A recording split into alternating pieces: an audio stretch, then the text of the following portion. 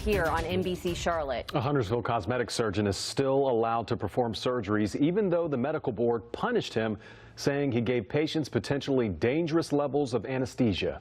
The North Carolina Medical Board reprimanded the owner of Pure Med Spa for that and concerns over how he handled a patient's death certificate after she died in his office. NBC Charlotte defender Michelle Bowden has been looking into this case, asking if the medical board did enough and finding out what you need to know if you are planning a cosmetic procedure. I was really shocked, but not surprised. Theo Nyame is a Harvard Med School educated plastic surgeon at Charlotte Plastic Surgery. He was shocked to hear what Huntersville Dr. Briggs Cook did.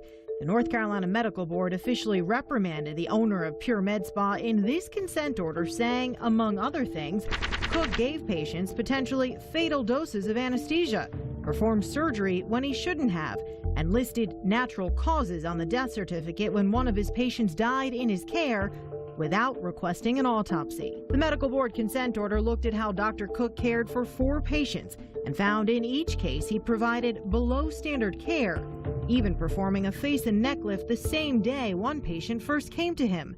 And the consent order says Dr. Cook failed to provide proper anesthesia. We asked Dr. Nyame to review the consent order.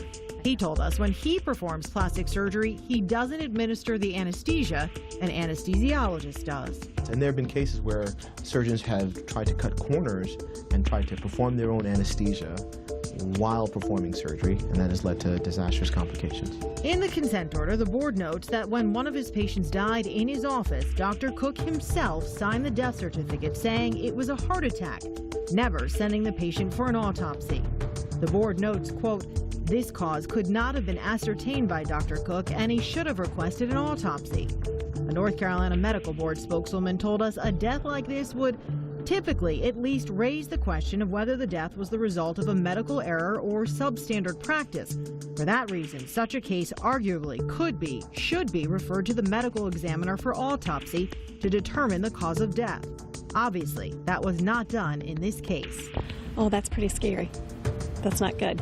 And yet the medical board ruled Cook is allowed to continue to perform cosmetic surgeries, though if they require sedation, he can no longer do them at his office. They have to be done in a hospital setting. When we called the board for comment on that, the spokeswoman told us, quote, he was doing cosmetic procedures badly and he can't do that anymore. According to the consent order, Dr. Cook understood the order and entered into it voluntarily. We tried getting comment from Dr. Cook. We called a dozen times over the last month and even went to his office to try to talk to him. That's where a receptionist told us. He's not in this week. He's not in this week at all. He's over at the hospital doing surgeries. When we read the consent order to a prospective patient we ran into outside the office, she was concerned about what the medical board had to say.